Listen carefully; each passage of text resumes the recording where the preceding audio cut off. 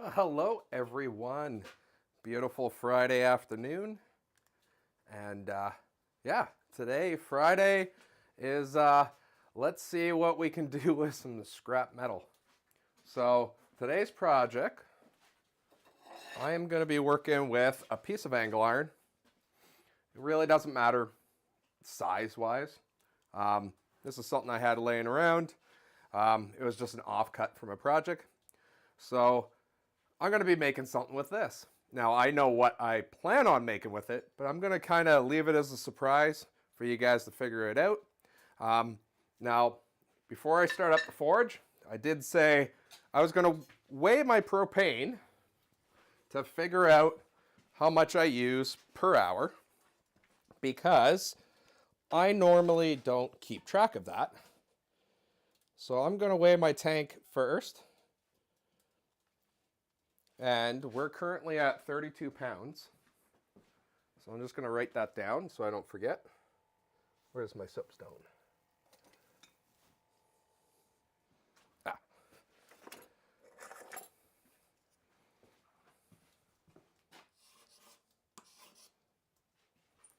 So we're going to start off with 32 pounds. I'm just going to double check that weight just in case.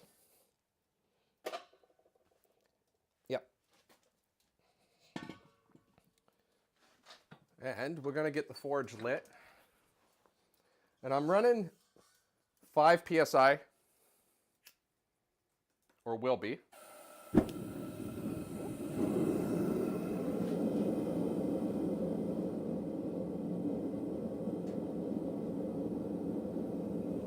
And 5 psi is normally what I run for my little stuff. So it would be a good indication for when I'm running the little stuff. What I mean by little stuff, I mean like when I'm working with 1/4 inch, like doing a batch run of 1/4 inch, or 3/8 kind of thing. So my shawl pins, my scribes, they're all done at 5 psi. And normally there's 4 or 5 irons in the fire. So we'll wait until that gets heated up and we'll get going. One thing I did change, looked at my videos, I noticed that I'm getting a little bit of wiggle on camera B, this one here. So I have added some weight on the bottom of the tripod. Hopefully that helps that out. I know this camera still has a focus issue where it wants to constantly autofocus. Trying to figure that out, but we'll get there. This camera, I don't notice it as much. I know it does do it, but it's not as bad, I don't think. But, you guys put it down in the comments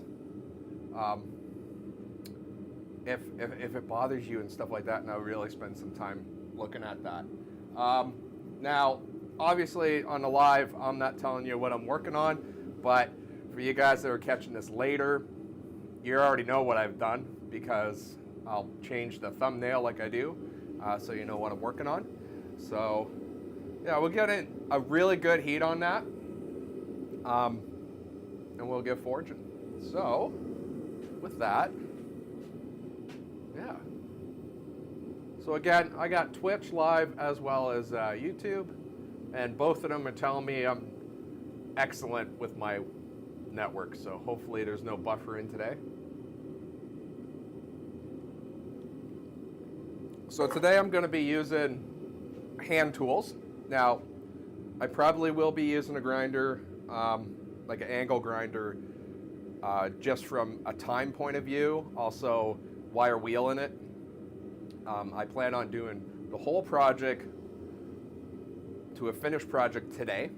So I will be wire wheeling it. Now, everything I do is going to be trying to do it with hand tools, very basic hand tools that you guys should have in your shop if you're beginning smith. Maybe not necessarily an angle grinder yet, but yeah, I'll talk more as I go through it. So tools I will be using on this is a pair of tongs. I'm going to be trying my flat bit tongs. Hopefully I can grab with that. 2-pound hammer. I'm going to be using a cold chisel. And where did I put that? Oh, I got a cold chisel. So if you don't know the difference between a cold chisel and a hot chisel, now normally chisels that you buy from the store would already be set up as a cold chisel. And the difference between the two is actually how it's beveled on the top. And I'm going to see if I can get this. So this is my cold chisel. And I don't know how well that's showing up on the camera. I'm trying to, you notice how there's a lot of, like a big fat material here. And then it's a really shallow taper. Where with a hot punch, that has less, it has a longer taper up to the cutting blade. So it still does have a little bit of that, but it's not as aggressive as, say, in your cold chisel. And the reason why we do that is because with the cold chisel, because we're doing it cold, we want to have as much meat behind the cutting edge.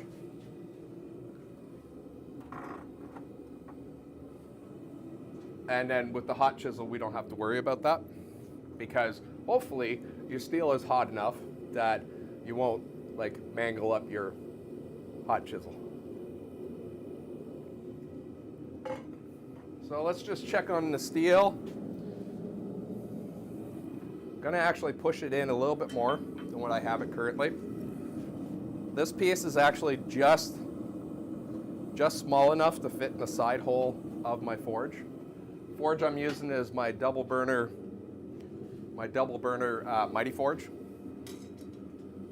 And like I said, I got 5 psi on it. I am going to adjust the heat, the airflow a little bit.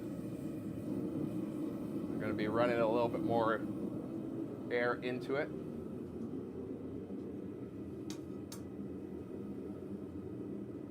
Yeah, so we'll get that heated up and get going.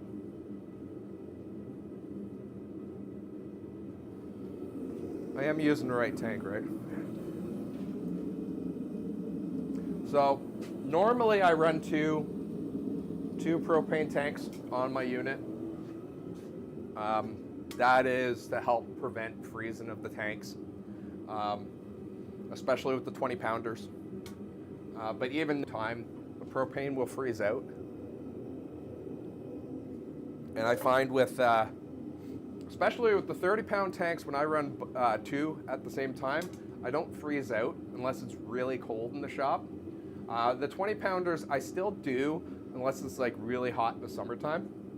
To help with that, I will actually put both tanks into a water tank.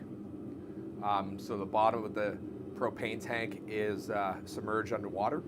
That helps a little bit.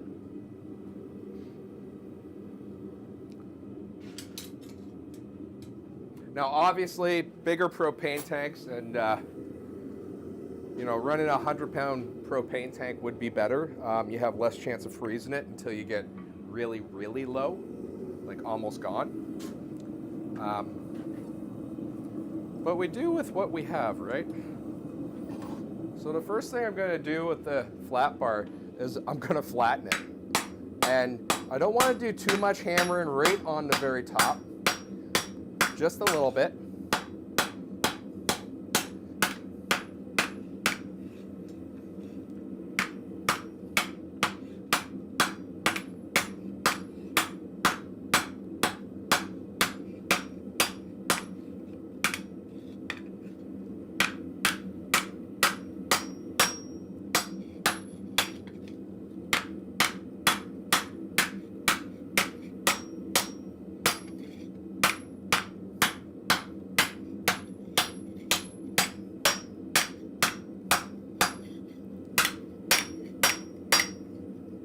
To start off, I hit the spine of the angle iron, and then once I got a little bit flatter, start hitting the sides and not the spine, or what I'm calling the spine. Basically where the angle is. Now I'm putting it in the forge the opposite way, just so I can get that completely flattened out. Cleaning off your anvil so I don't get any scale stuck into my steel. Should always get into the habit of cleaning your anvil.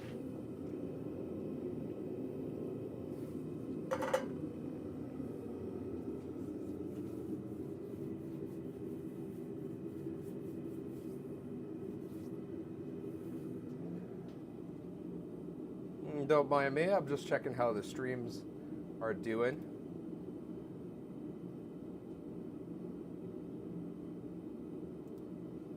That looks pretty good.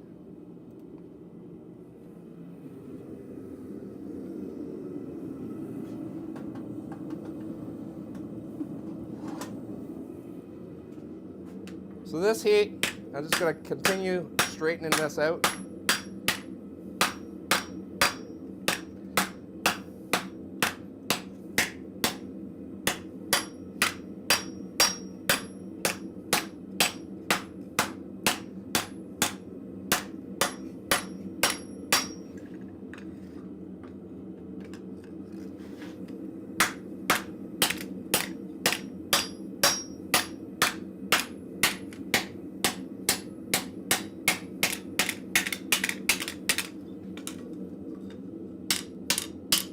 And I want to keep this as flat as I can as I'm working it.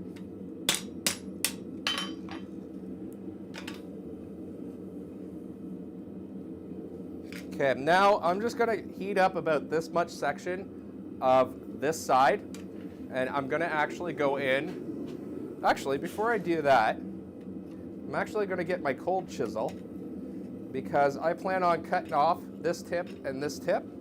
So at the lower temperatures, I'm going to grab my cold chisel and I'm going to mark out where I want to cut.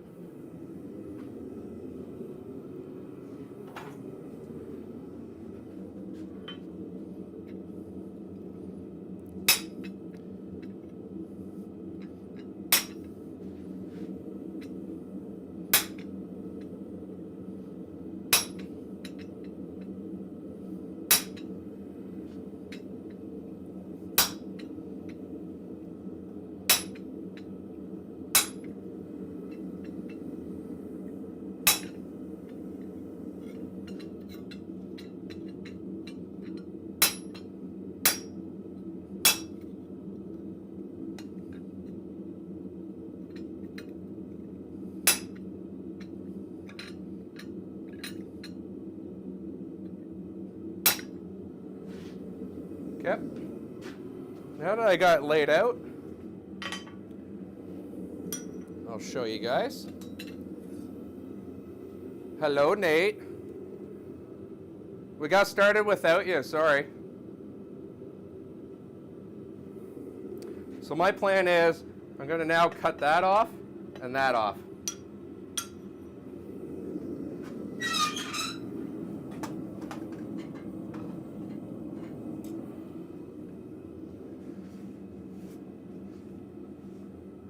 How did I flatten it? I heated it up. So for Nate being late, how I flattened it is I first started off, I heated up the whole thing. And then I hit it. I'm going to grab a second piece. And then I hit it on what I'm calling the spine. And I flattened out a little bit. And then after I did that, I went in from side to side to get the rest of the way out.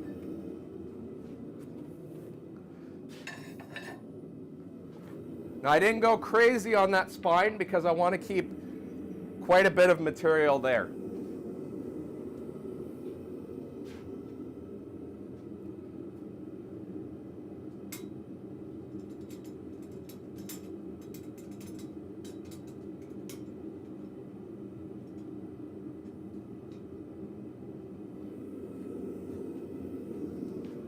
Also, what I'm going to do right now is I'm going to grab a piece of scrap steel so I can protect my anvil when I'm cutting, just in case if I go too far down, I'm not dinging up my anvil any more than what it already is. No, it's not a candle holder. Though I guess you could modify this to be a candle holder. But that's not my original plan.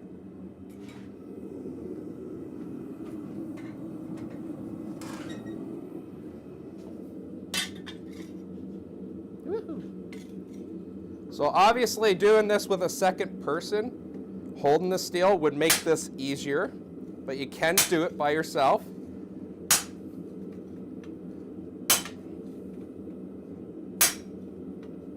And if you notice, every time I hit, I'm lifting up the chisel and double checking to make sure I'm hitting where I want to.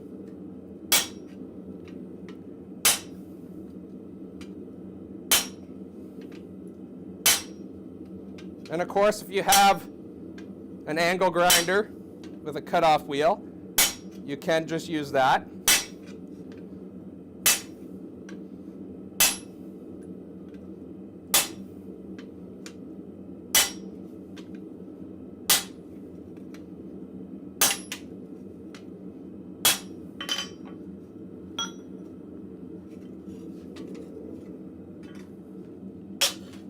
There you go, that's that one side done. And while I still have a little bit of heat on, I'm going to work the other side.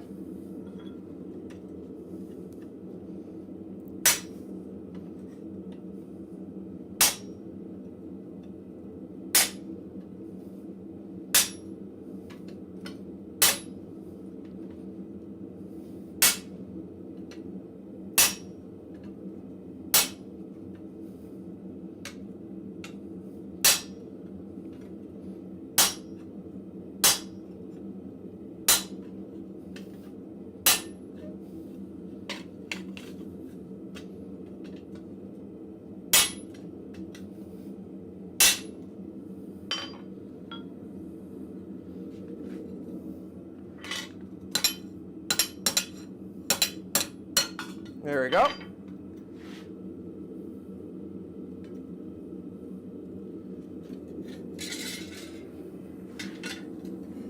I'm going to flip it around. And we're going to do some chisel marks on this side for our next cut. And what I'm going to do is I'm cutting a rectangle out of here and here. Well, I shouldn't say rectangle. It's going to be an angle up there, and then we're going to follow that spine down.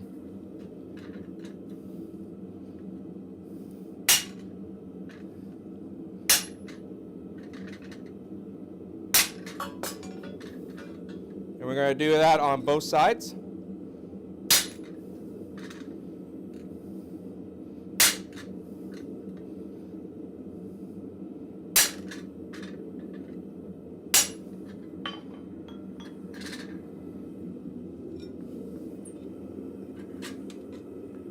So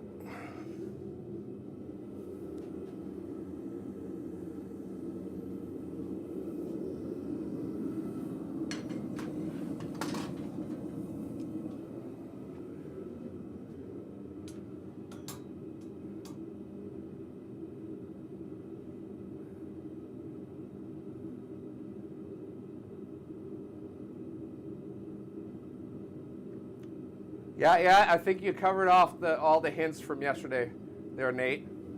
Oh, well, while we're waiting for that to heat up, I mentioned about selling some pottery ribs. I should show you what they are. So these are the pottery ribs.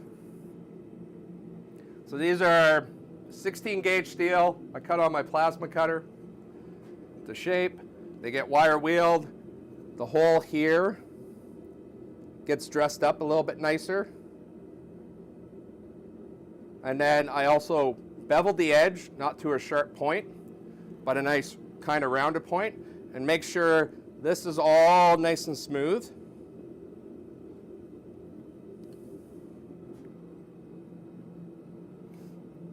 And the reason why there is a hole in the middle is so when your hands are completely covered in slimy clay and water and stuff like that, you can actually grab it a lot better. Now I make these out of mild steel, and then they get a beeswax finish. And then I laser mark I do a laser engraved of my little tiny touch mark on it. Oh, come on, camera. Let's see if the second camera will pick it up. There you go. Little touch mark and lasered engrave on it. So these are mild steel. So if the pottery person does not keep them clean after use, they will rust. I tell them that. With it being a beeswax finish, it's real easy for them to either continue using beeswax or any wax polish, or they can switch over to having oil on them. So your linseed oil or really any oil is okay, but linseed oil, boiled linseed oil is by far the best for it, because linseed oil will naturally, boiled linseed oil will naturally harden a little bit. And at one point in time, they actually used linseed oil for paint.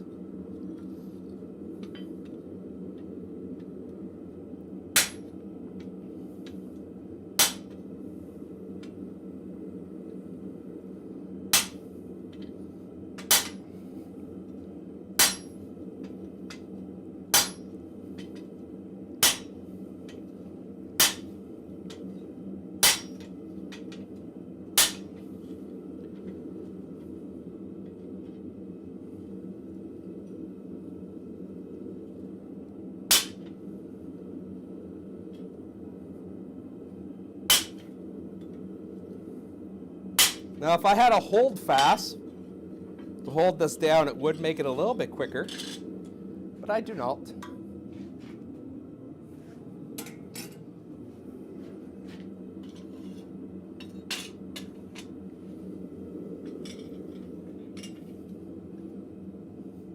Should add that a hold fast to my list of tools I need.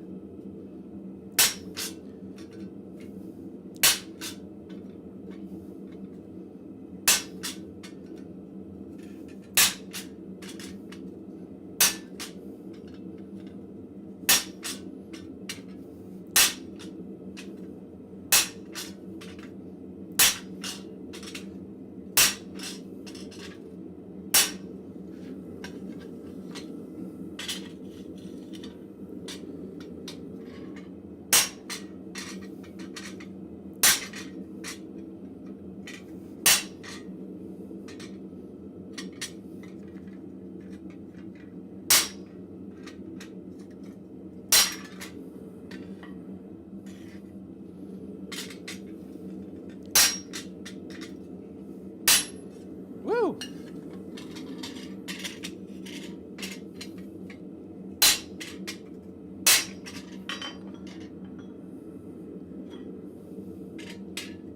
And what I'm going to do is, on this little cut here, I'm going to go all the way through. Hence why the scrap steel underneath.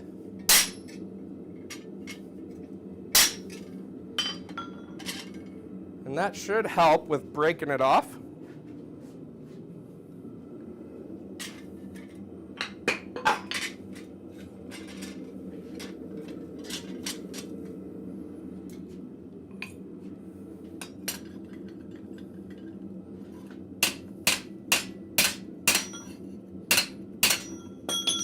Nope, I didn't go all the way through yet. Again, I'm using a cold chisel, so working this cold is not that big of a deal.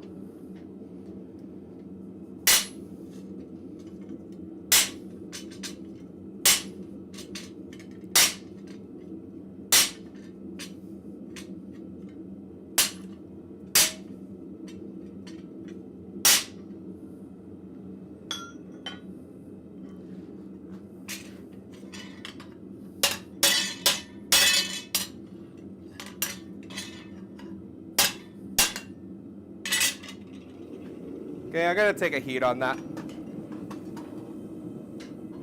just so I can cut that a little bit better. No, not a model airplane.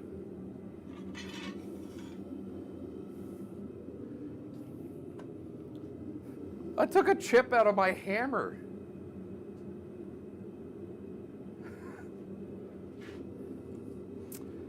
Huh. Huh, huh. I don't know what to say about that.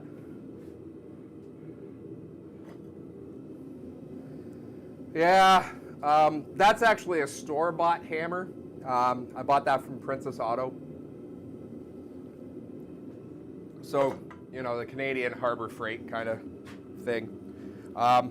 That's interesting. I probably could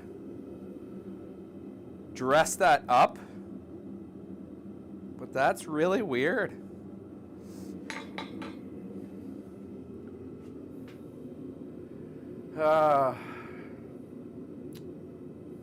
This is also my student hammer as well, so,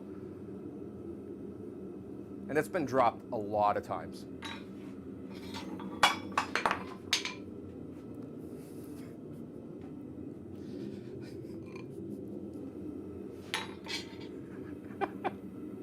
Stay. Okay, we're gonna finish cutting this off.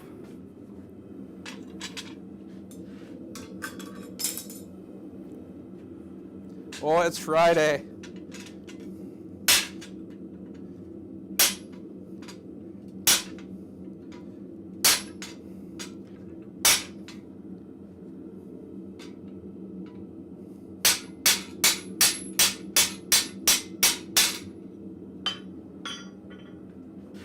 Yeah, let's see if we can break that off now.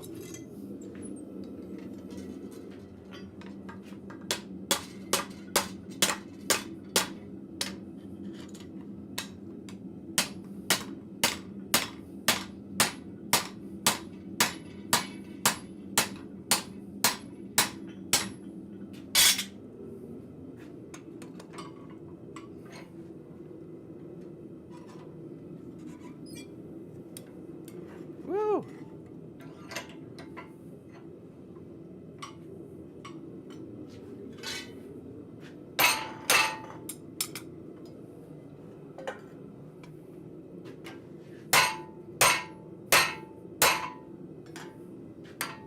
There we go. That's the one side done. Now let's go into the other side.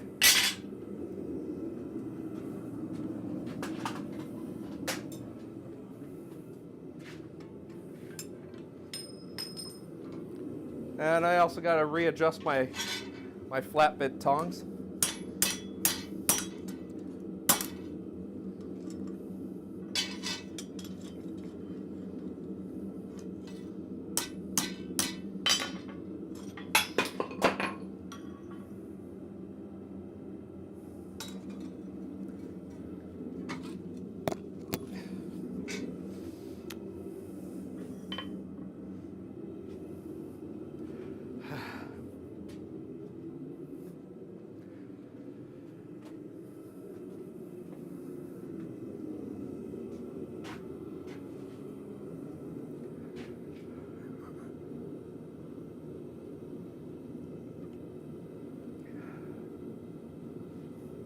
I have a feeling I know how this stream is going to go.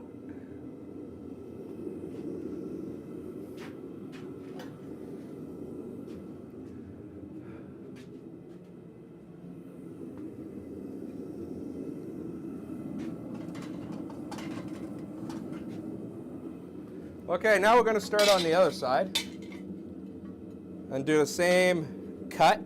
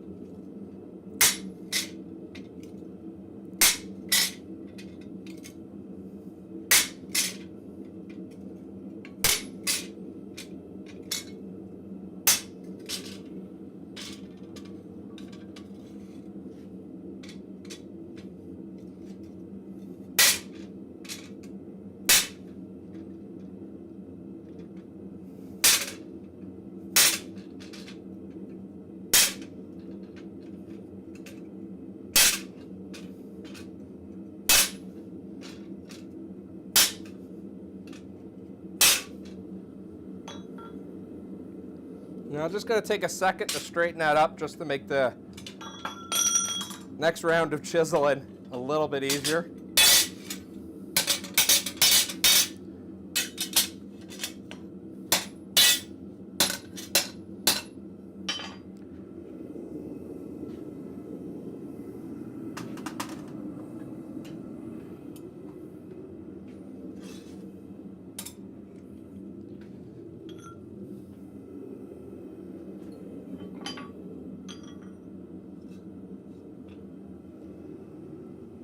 Whew.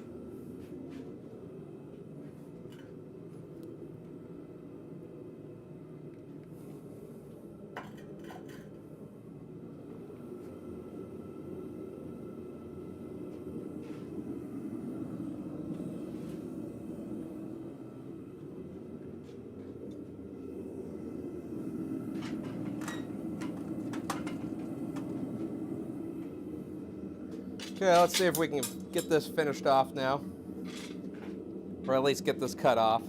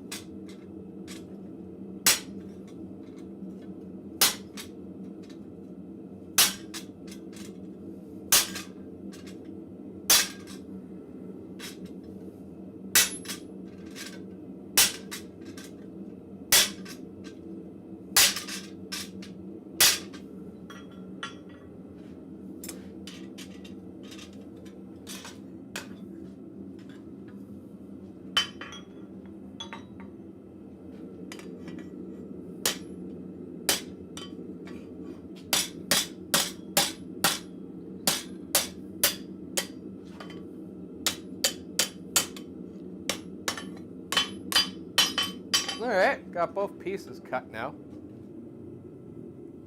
Oh, wrong camera. There we go. So we got this kind of thing going on now, and at the top.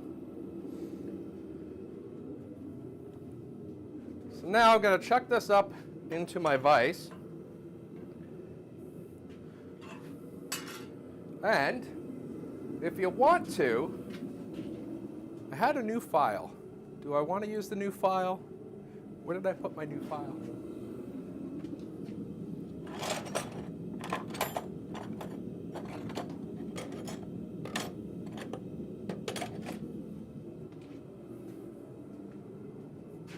I swear I had a new file this morning.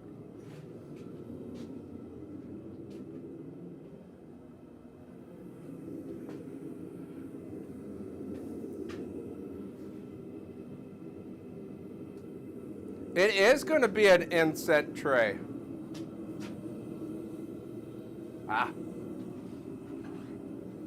So at this point, you can take a file, and file all the burrs off, but I think for the sake of time, I'm going to go in with my angle grinder and just take off the burrs.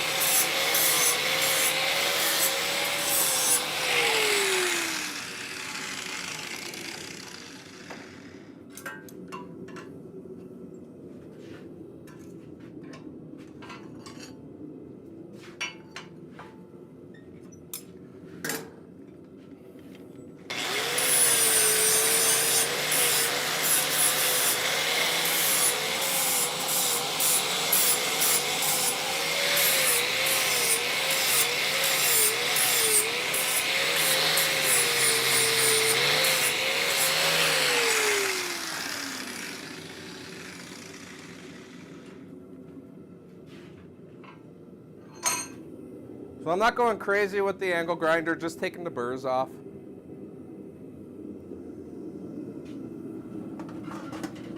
Now we're going to heat up that again, get rid of our scrap metal piece. Put our cold chisel aside for now.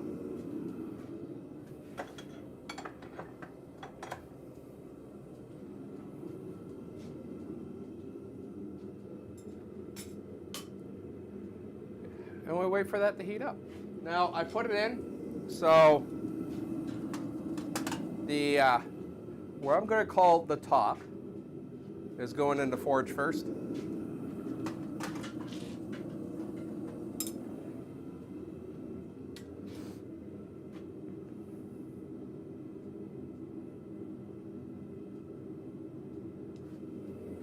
And I feel like I'm going to switch up my tongs now.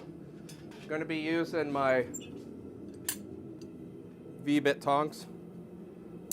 These are made for 3/8 material.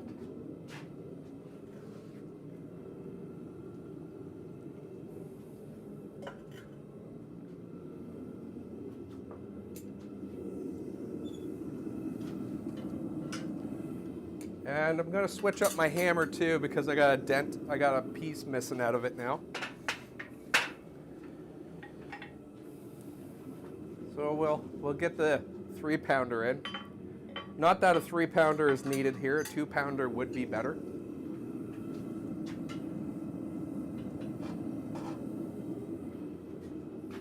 What I'm going to do is with the cross peen, I'm going to start flaring this out a little bit. And I'm trying not to hit the spine, or what I call the spine.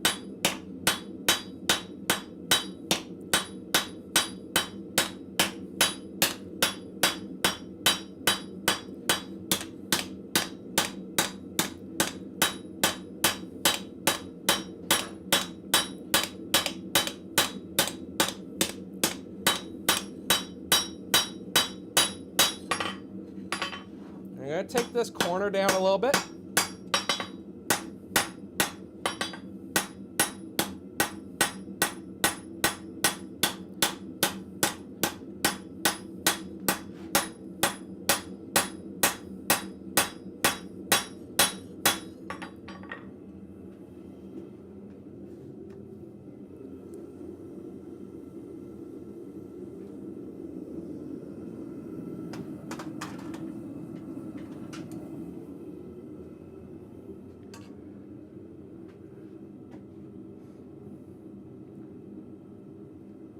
So Nate, this is an incense burner that's going to be shaped like a feather.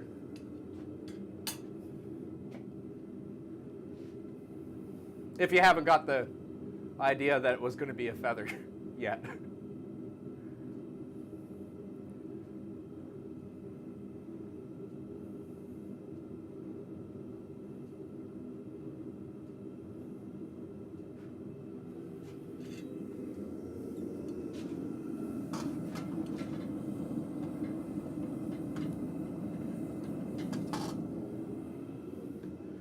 Now this would be so much easier if I could use both hands for hammering.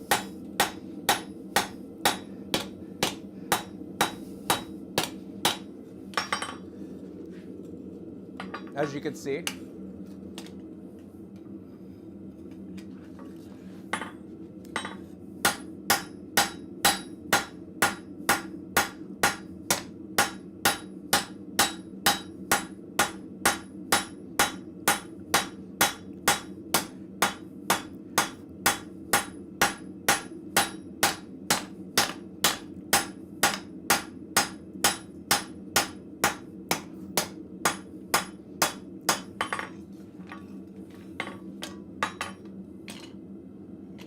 I'm going to straighten that up again.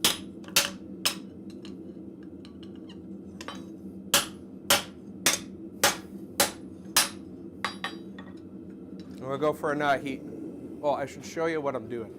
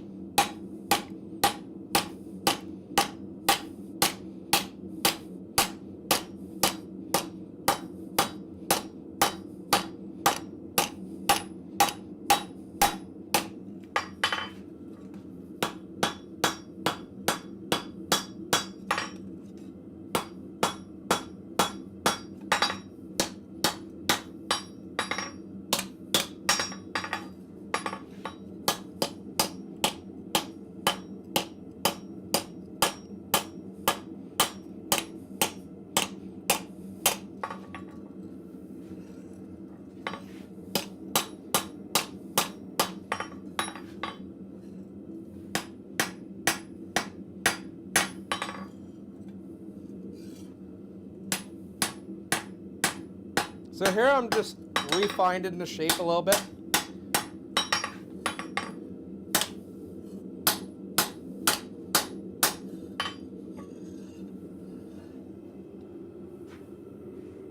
Now I'm going to flip it over and continue to do the little feather design on it with the cross peen.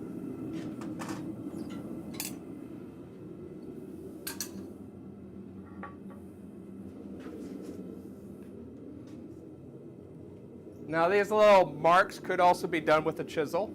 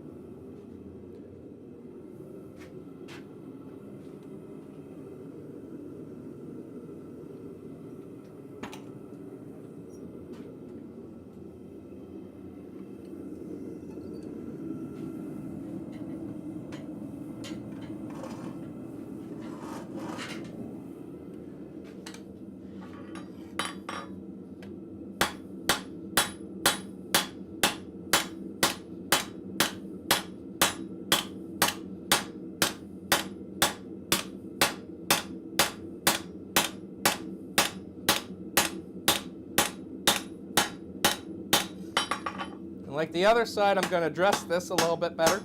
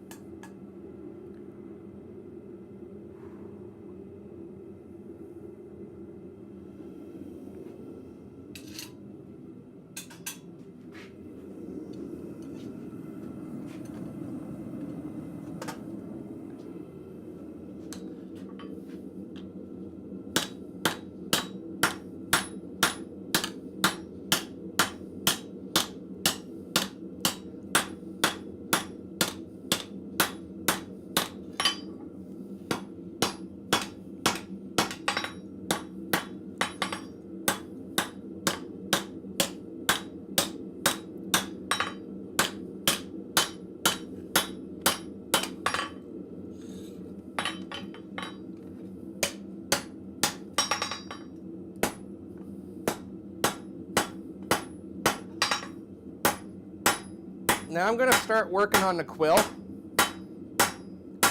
what I'm doing from the underneath is I'm flattening it out even more,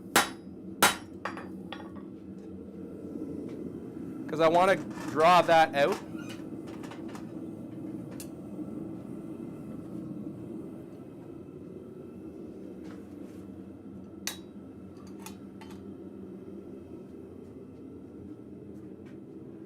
I hope I can sell it after it's done.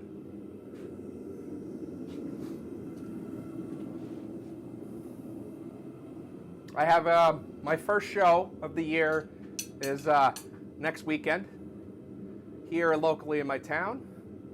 This hopefully is coming with me.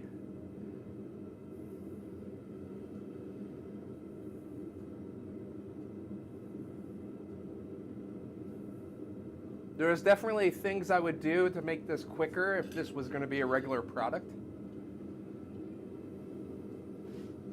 I probably would figure out how to use my press to flatten it.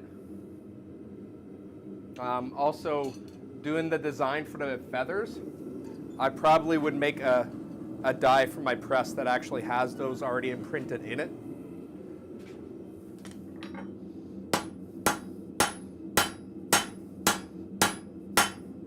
So yeah, we're going to flatten that out so it's nice and flat, and then we're going to start coming in and drawing that out.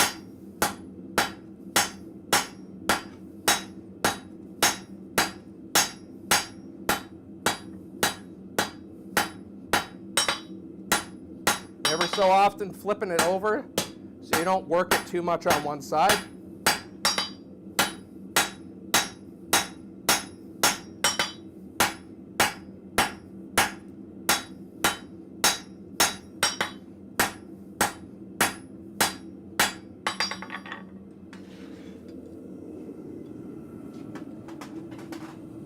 I'm also going to keep an eye on it while I'm drawing it out to make sure it stays on that spine all the way down.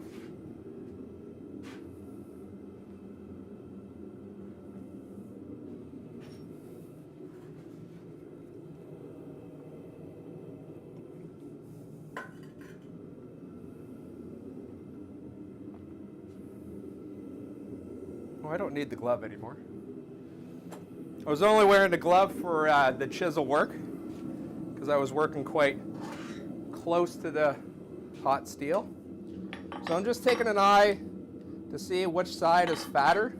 And right at this point in time, neither is fatter than the other side. So I'm going to continue just rotating it, hitting it a couple times, rotating it. Now I'm not going to a complete point on this.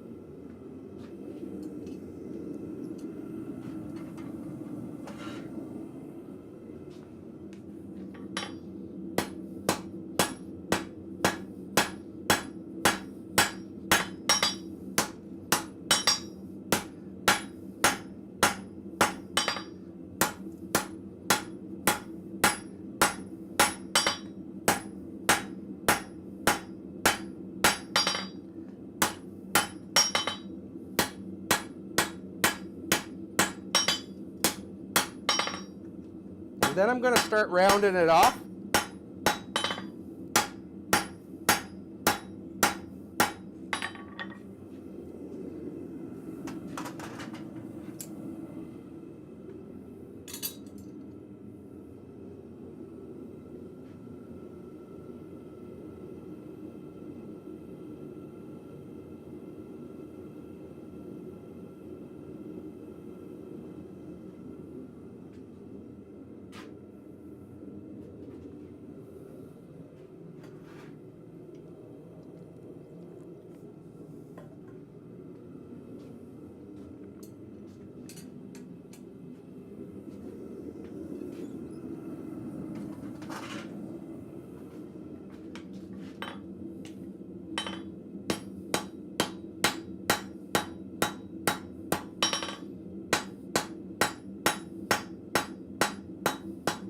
Now you notice when I'm squaring off the corners, I'm going down one side at a time. This is my personal preference with it. I find it easier to square up a taper, I should say round off a taper, by going the whole length of the taper in one side first, until I get to the part where I want to plenish. And then I'll do light blows to blend in all those corners.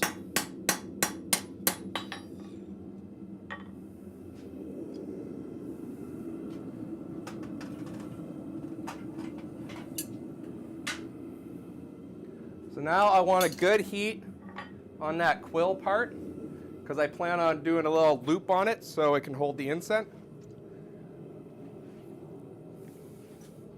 I don't have an inset with me, so my substitute inset today is going to be a welding rod.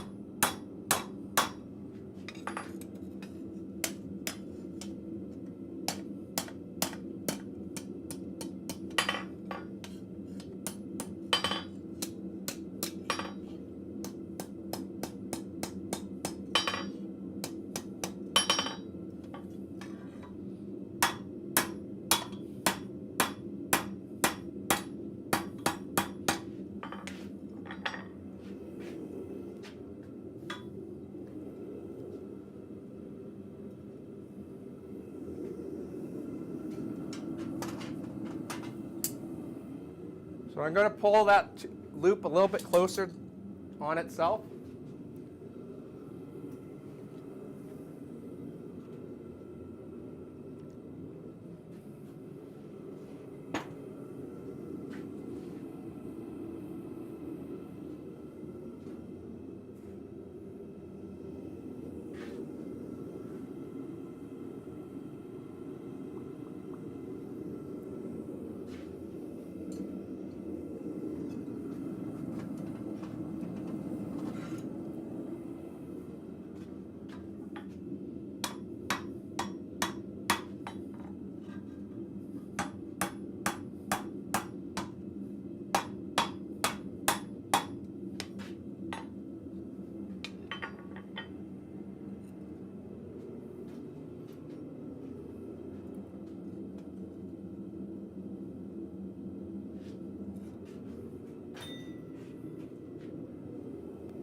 Now I'm just going to cup that up a little bit,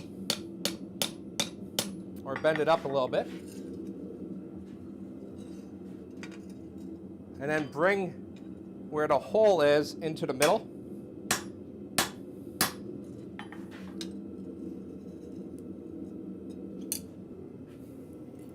So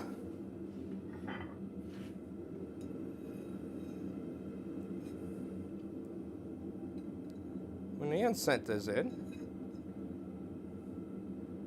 now right now it is rolling, so I'm going to have to correct that. And how I'm going to do that is right now, the bottom of this loop goes flaring out. And what I'm going to do is I'm going to twist that around a little bit more, so I don't have this little tiny, like, flat piece in there, like little. Let's grab the rail. Yeah. So I don't have this little, like, indent down here kind of thing that's not nicely rounded. So I'm going to just take this and cup that up a little bit. So this eventually will be getting a beeswax finish. But I'm gonna first clean it off with a wire wheel. I am gonna colorize it with heat. And if you guys don't know, if you guys didn't know this, so if you've been watching any blacksmith and especially tool making, they'll talk about temper colors. So this is a bowl that I make. You notice how there's like bronze, yellow.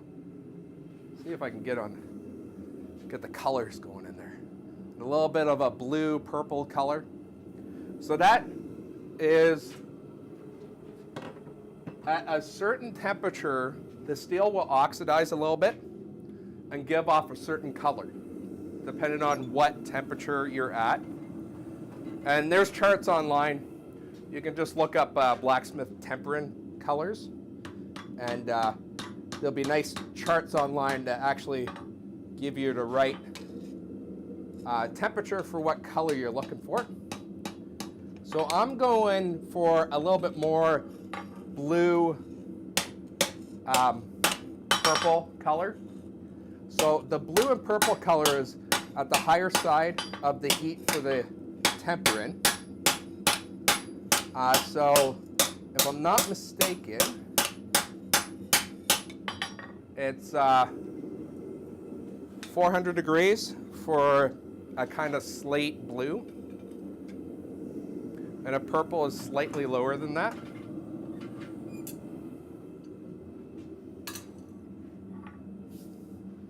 So I'll do a colorization. I don't have my beeswax out here. I do a whole process with beeswax, where I will take it into my oven and heat it up to roughly about the lowest temperature my oven will do, which is around 150 Fahrenheit. Just enough to get it so when you put beeswax on it, the wax will actually melt on it. That way the wax will actually go into the pores of the steel.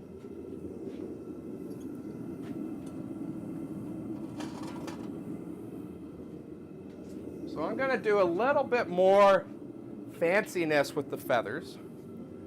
And I'm going to be using this weird hammer that I got from my grandfather. Now he has no idea where this came from. And what this is someone took a ball peen hammer and forged out the ball peen, to be a chisel thing. He has no idea where he got it from. I asked him, and he has no idea. I don't have any ideas either. I don't even know why this would be made. But this is going to give me a look like I used the chisel, but with the speed of using a hammer. And this is just going to add a little bit more definition that the cross peen won't be able to do. And I'm just randomly hitting it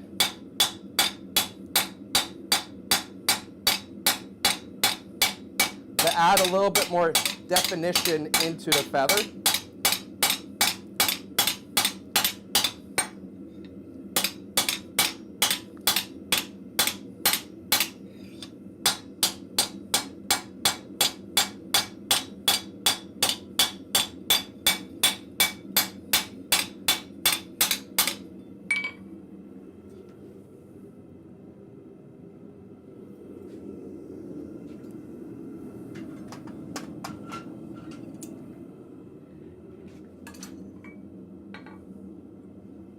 Now this is not straight by any means. There is a curve to it. It does kink a little bit. But yeah.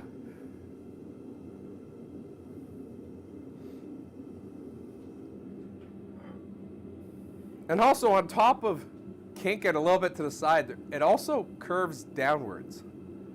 So I'm not really sure why this was made. Because it's definitely not a drywall axe. Because I got one of those. This was the drywall axe my grandfather used to use. I inherited from him. Back when they did drywall in with really small, I think it was only 2 foot by 2 foot pieces. Might be a little bit bigger, I could be wrong.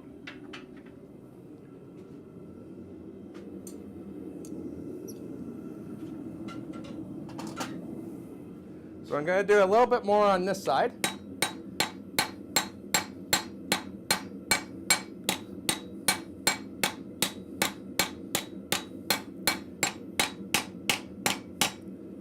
Then I'm going to flip it over to make it easier on me. And I'm going to start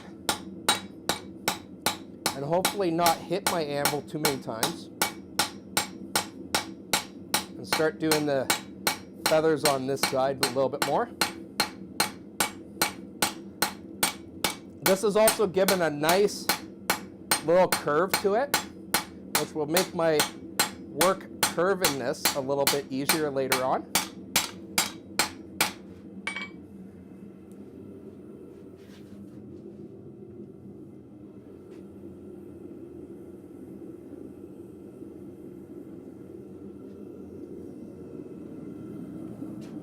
So I just got a little bit, about half of the one side left to do with this little weird hammer.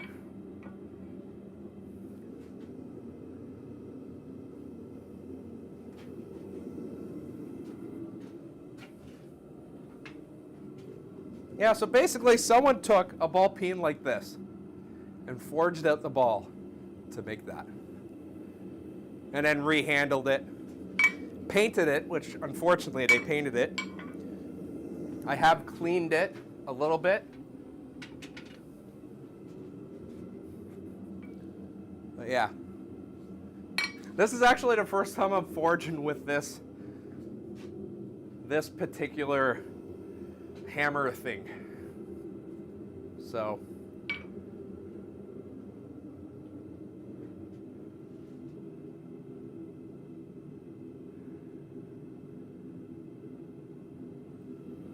well, it depends how big this piece of steel is and how big the feather is, I guess.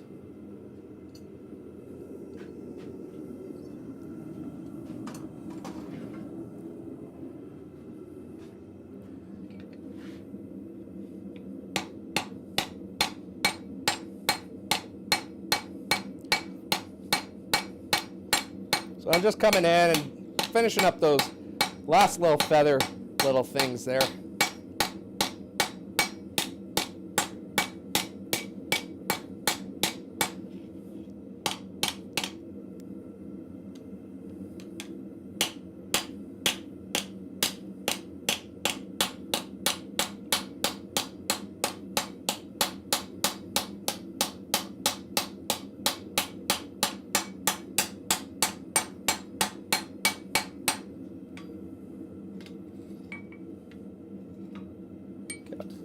I think a little bit back here I want to do.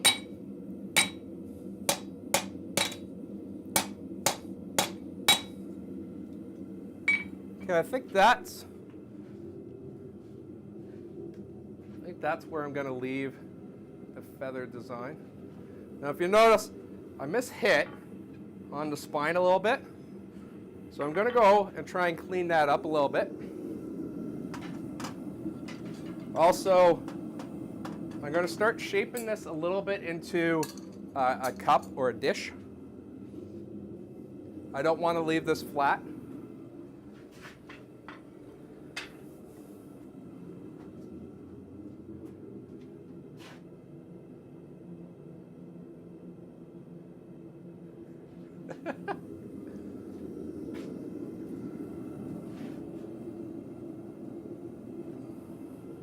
I'm not an expert on feathers, so Yeah, I can't really speak to how heavy it is.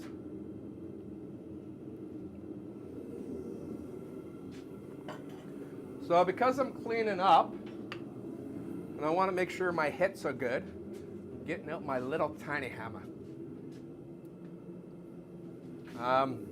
This is 1 1/4 pound hammer, and I actually I think I made a video on making this. I think so. I think I did 3 hammers.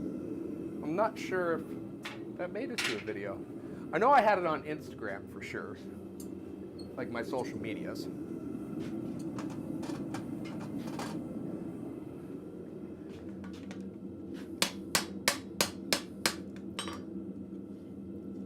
So I'm just going in, seeing where I missed hit, and trying to flatten those down a little bit. This is also going to give some definition into the quill or the spine to round that off a little bit more than what you currently have.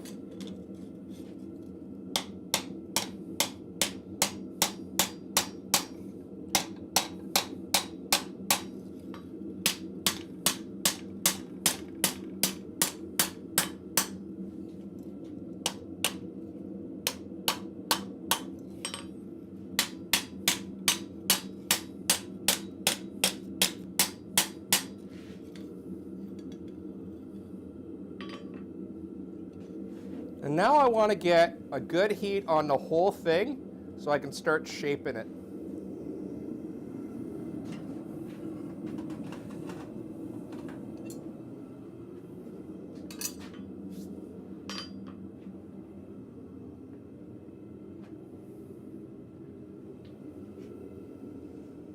Yeah, did I do a video on the little hammers? I think I did.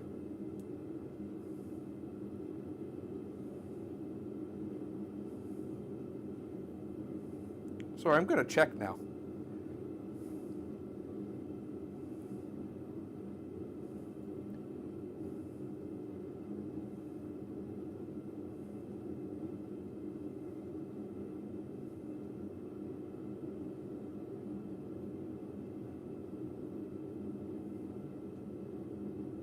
Yeah, I did 6 months ago. It's called Forge Ball Peen Hammers.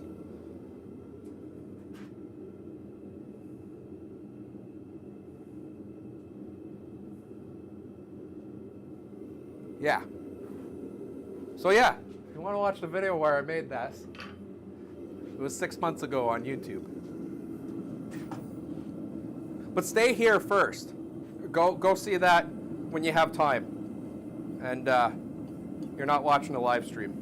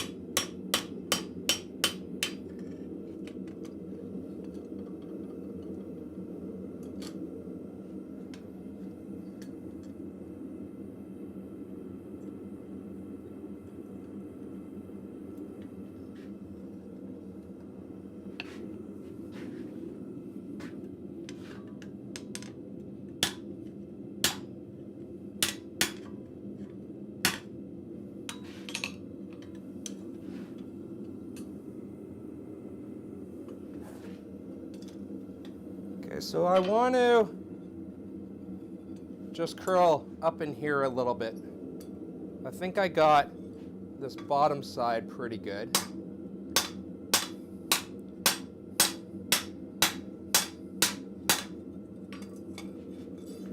Just double checking how I'm doing.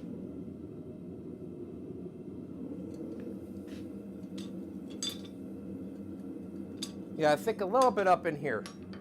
Up in this side, up here.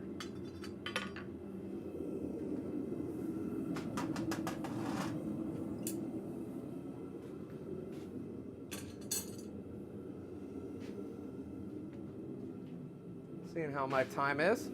It's good, good. Now, if you want to add a little bit more realistic feather stuff in it, you can take little chunks out of where the feathers are, you know, to make it look like the feathers are a little bit apart. You can also do a little bit more chisel work at the bottom where the down feathers are, so the fluffy feathers are at the bottom.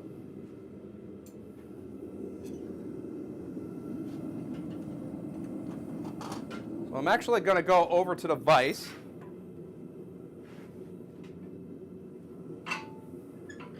And I'm going to actually hit it from the back side so I don't ruin any of my lovely feather marks. And I'm going to just bring this up just ever so slightly on the sides.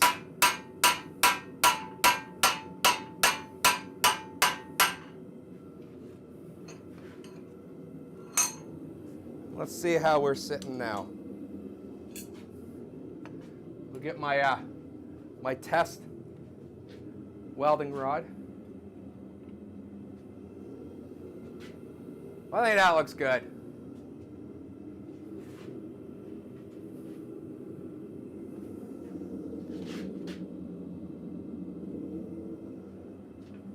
What do you guys think?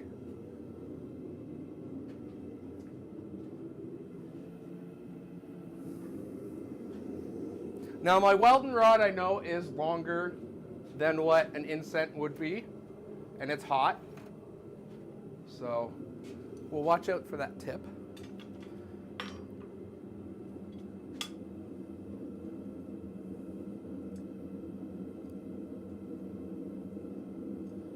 So let's go to wire wheel it.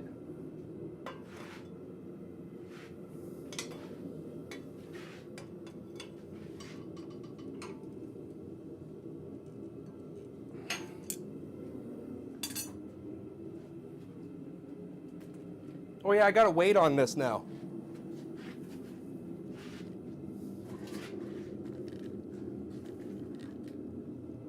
Yeah, Nate, you might have missed that. I actually added weight on this tripod to see if I can get rid of the banging vibration.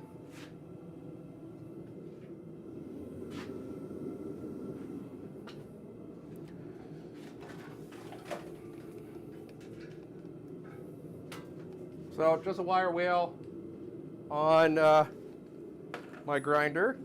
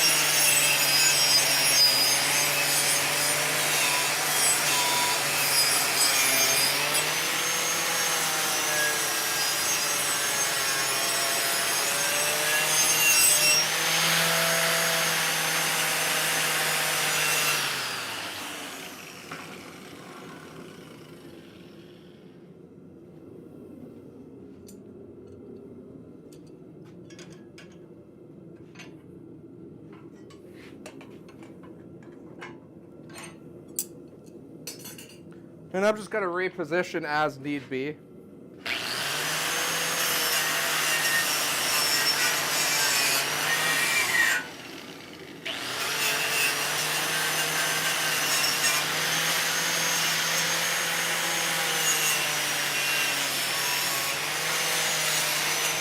Now on this one, I'm not going to go and take all the scale off.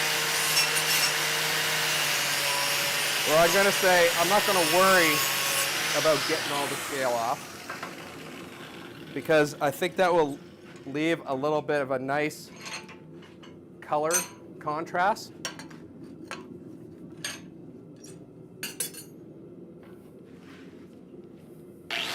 And of course, when you do this, you can finish it whatever way you want.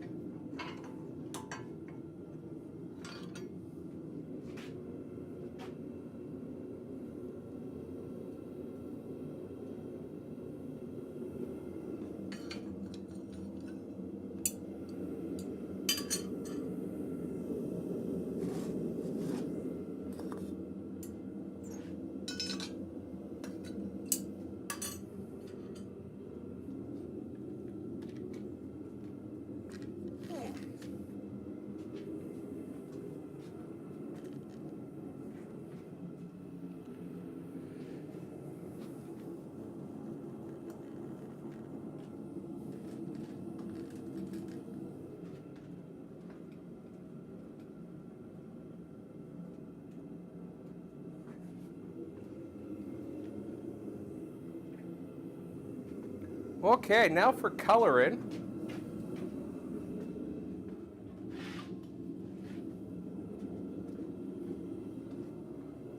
This is just a propane torch for plumbing, and I got an adapter so it can go, a hose that can go straight onto a 20-pound tank. And I'm just using a fire brick on top of my anvil right now, just so I don't mess up my anvil. Not that this would put too much heat into an anvil, but I don't want the anvil sucking heat out of the feather while I'm trying to heat treat this or colorize it with heat.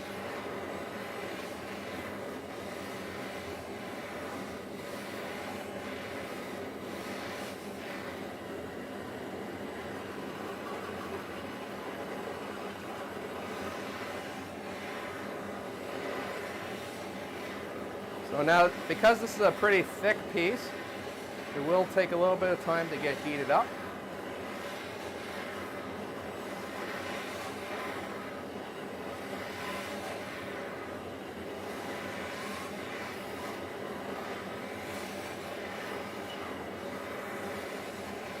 And the quill or spine of this is going to be thicker steel, so it will take longer to heat up than the rest of it.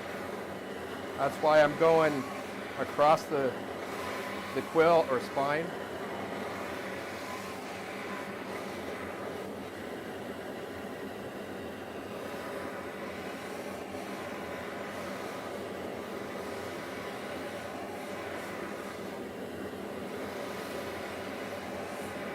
Now, if you don't have a propane torch like this, you can just hold it in front of the flame from your forge.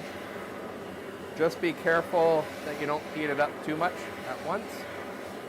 Another way you can do this is just throwing it in the oven. If you're looking for a bronze color, I find most ovens at 400 degrees. If you let it soak for about an hour in there, it'll come out as a bronzy color, bronze purplish color. At 450, at least with my oven, it goes into more of the slate gray. And these are Fahrenheit. Sorry, I don't know. I know 400 is 200 Celsius.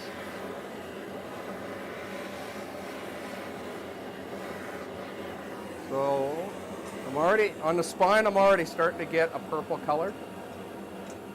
I don't know if that's going to show up.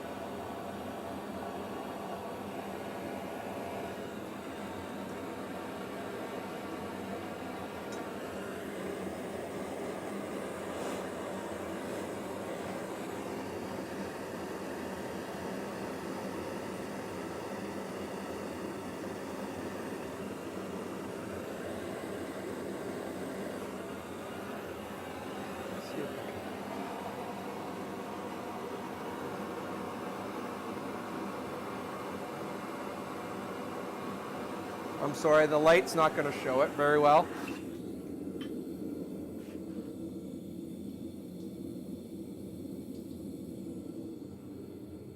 I'm going to move this camera into the sun, to see if I can show you the colors a little better.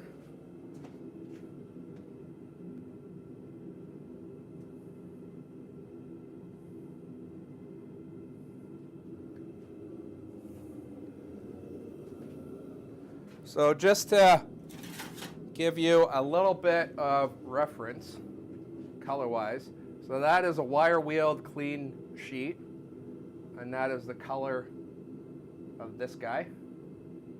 He's not going to be, it's going to be hard to see.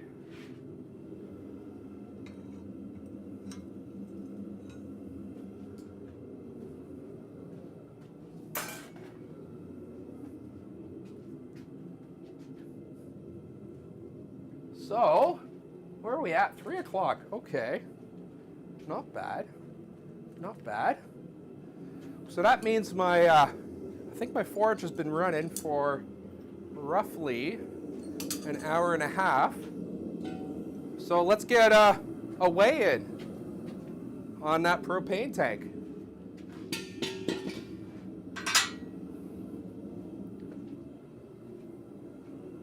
Actually, I'm going to see exactly when I started.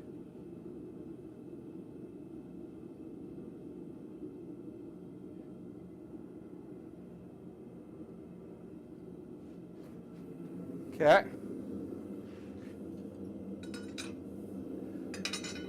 We still got a couple more minutes before we get an hour and a half.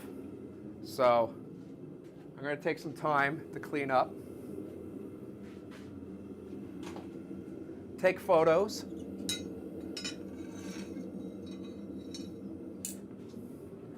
I'll use my welding rod again as a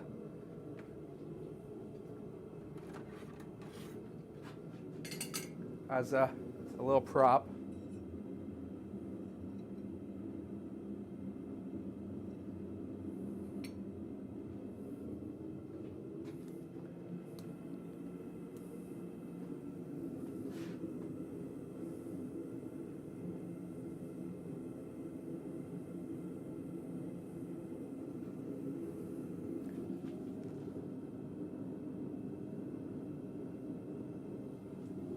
I'm gonna see how does it look from this side.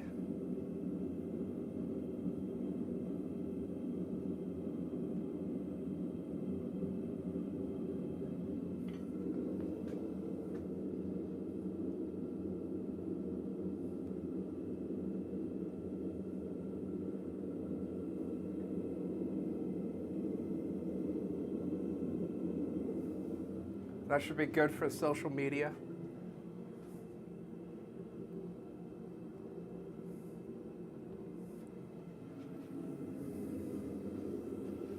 Where are we at? Oh, so close, so close. Okay. What do we want to see on Monday? Come on. In the comments. Let's see, what do you want Monday? Because if you don't let me know, I'm just going to pick something.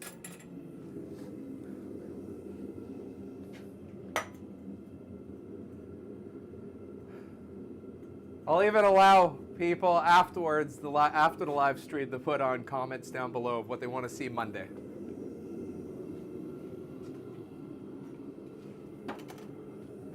I already got Tuesday planned, so don't worry about Tuesday.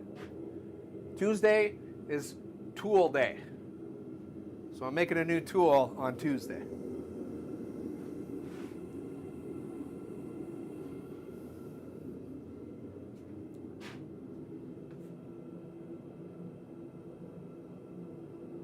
Miniature fire basket.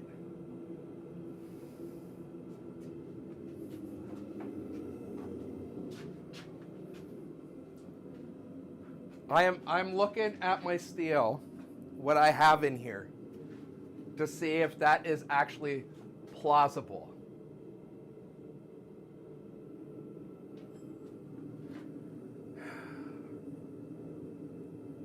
It is. It is. I have to be a little bit creative with my steel. I'm a little bit... Oh, what do I have here? Oh, maybe. Oh, that might... How miniature is miniature? Can I make actually like a more full-size fire basket?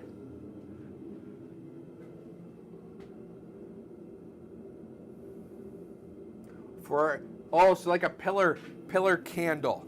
Okay. What's that? Okay. I'll take that in consideration.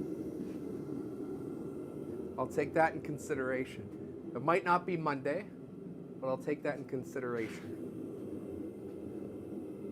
Okay, we're roughly about an hour and a half of running the tank at 5 psi. And boy, is that tank frosty. So when I started, I was at 32 pounds. So let's do a weigh-in.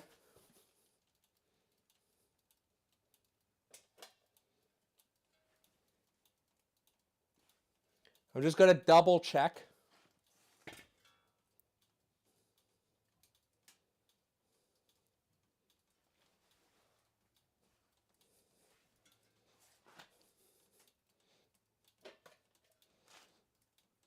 So we're at 27.6.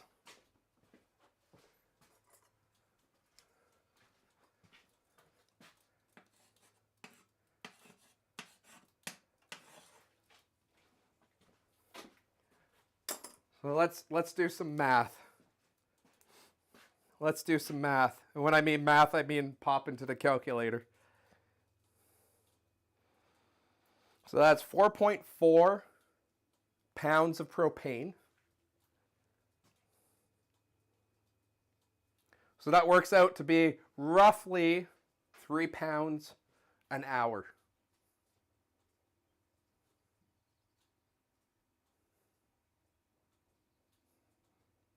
So 3 pounds an hour running 2 burners at 5 psi.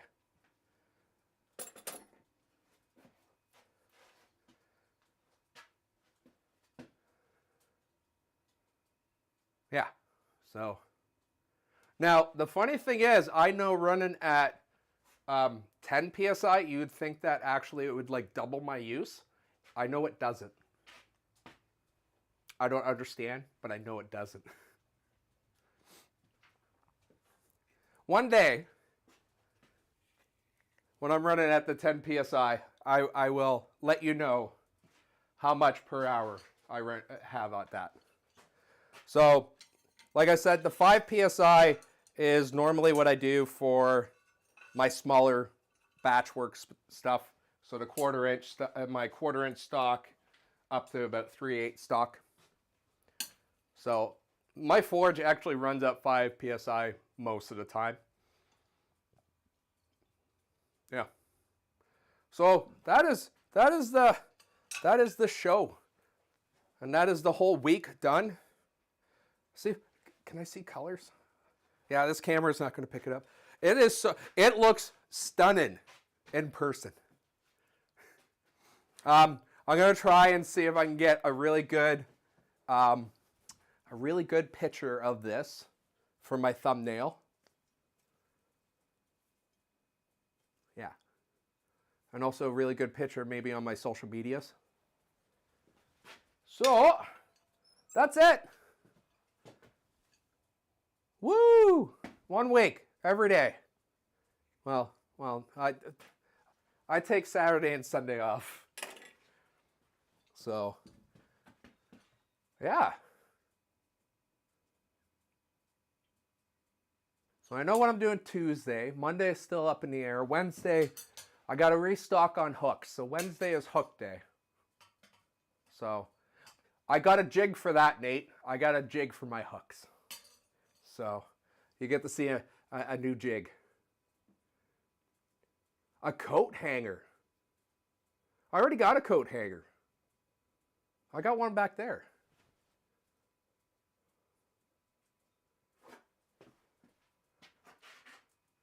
That's actually quite a nice coat hanger. That's a nice coat hanger. So, I got stuff in front of it. I'm not going to drag it out right now, but maybe next week if I get time to clean the shop a little bit, maybe next week I'll show you guys that. Yeah. So, that's the week. I hope you guys enjoyed it. And you guys have a good weekend. And yeah, I'll see you next time.